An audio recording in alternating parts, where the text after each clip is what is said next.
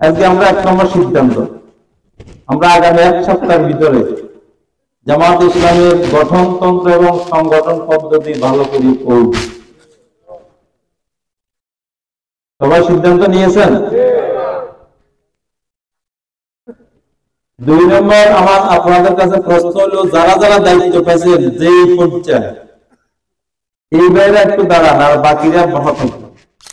কাদরা ইউনিয়নের সেটআপ প্রোগ্রামের উপস্থিত মেহমানবৃন্দ, আগে ঘোষণা করেছি, নতুন করে আমাদের মাঝে উপস্থিত হয়েছেন বাংলাদেশ জামাত ইসলামী সেনবাগ উপজেলার ভাইস সেক্রেটারি, এবং এই সেশনে জিনার উপরে 4 নং কাদরা ইউনিয়নের তদারকের দায়িত্ব এসেছে উপজেলার পক্ষ থেকে জনাব হযরত মাওলানা ইউসুফ মিয়াজি সাহেব। ওনার একজন বড় দায়িত্বশীল এলাকার কৃতি সন্তান, ঢাকা মহানগরী একটা ওয়ার্ড সেক্রেটারি জনাব মুজাম্মেল হক ভাই সহ সম্মানিত নেতৃবৃন্দ, প্রিয় দিনী ভাই সহ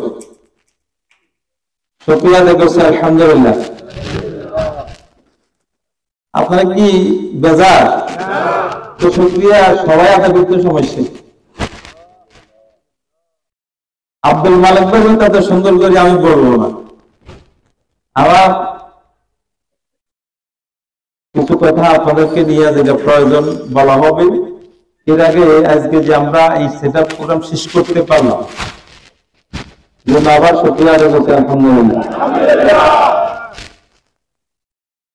আমাদের গোলাম হায়দার সাহেব অনেকগুলা গুরুত্বপূর্ণ পয়েন্ট আকারে আপনাদের সামনে কথা বলছে, মনে আছে আপনাদের?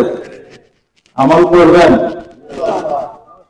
না? শাহিন ভাই হাদিস বলছে, শুনবো শুধু, মানব না। এই নিয়ত থেকে আজীবন ওয়াজ করলে লাভ। আল্লাহ রাসূল বলছে, আল ইলমু বিলা আমালিন কাজাসাদিন বিলা রূহিন। যার কাছে ইলম আছে আমল নাই, এটা জিন্দা হলো মৃতদেহের মতো। আল্লাহ রাসূল এই উদাহরণটা পেশ করেছে। এই লম্বা হাদিস, আমরা এরকম হবো না।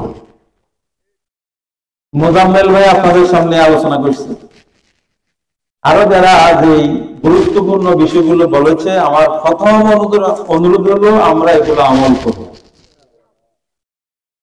এরপরে প্রশ্ন, বাংলাদেশ জামাত ইসলামের গঠনতন্ত্র সংগঠন পদ্ধতি কারা কারা করছেন একটু হাত তুলেন দেখি।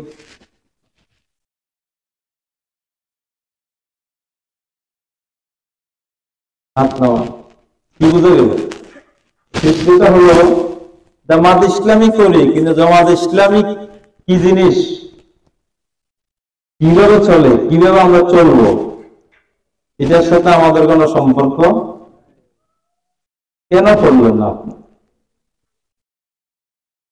আজকে আমরা 1 নম্বর সিদ্ধান্ত, আমরা আগামী 1 সপ্তাহের ভিতরে জামাত ইসলামের গঠনতন্ত্র এবং সংগঠন পদ্ধতি ভালো করে পড়ব।